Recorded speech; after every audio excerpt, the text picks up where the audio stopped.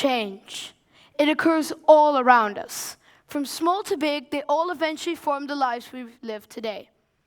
How often have you moved school, or redecorated your house, or maybe even worn a new pair of socks? It happens all the time. So let's start small. Changes which affect you personally and your community only. We're talking about moving house, maybe even wearing some different style clothes for once, or maybe even changing career paths. Many of these changes are fairly small compared to large political ones, but interestingly enough, often affect our lives the most. They are therefore obviously our concern and very crucial to our lives. However, there is a slight problem within these changes, a somewhat psychological problem which is often overlooked.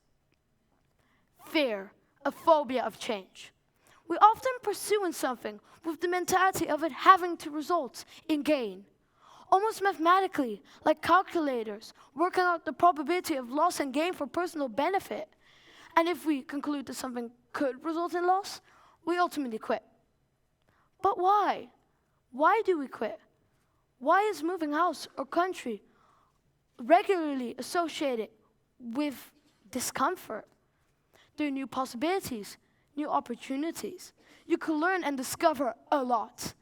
Imagine how exciting it would be to learn a new language. What could possibly be withholding us from moving house? When taking the hypothetical scenario of moving country, it becomes quite obvious. What we are leaving behind, the known, the expected, the feeling of safety. This is for many of us important. It is, after all, the meaning of the saying, home sweet home. And we want the expected, not the unknown.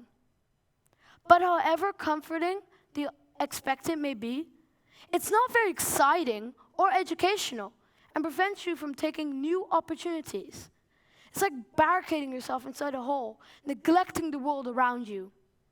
Well, if we think about this is a very illogical choice. Just imagine the possibilities in the long term. While the changes might at first be discomforting, the chance to change should be a gift. Now, of course, this does not mean that you should accept changes which could only result in one thing: harm. But is it really the best thing to neglect a change in your life? And even if we do accept a change, we often still look to the past. Looking back at our old hypothetical scenario, if you moved country, for example, what good does it do if you retreat into your own community, neglecting the world around you? There's no good in accepting a change if we don't commit to it. We have to commit. I remember back in junior school, during the transition to senior school, we were all very excited for the opportunities and responsibilities which came along with it.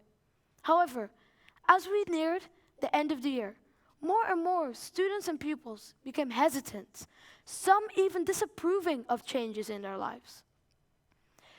While this is a perfectly logical human emotion, often associated with large changes throughout your life, some pupils even started disapproving of them, and even worse, neglecting them. Such mixed emotions continued for the first few weeks of senior school. But as we all soon realized, whilst the change was permanent, it wasn't necessarily bad at all. Whatever came our way, and whatever comes your way, you can benefit from a change in your life. Just be prepared to make compromises along the way. The first step to progress is resilience. So let's from now on not be afraid of change, but commit to it. When opportunity knocks on the door, let's invite it in. Thank you very much.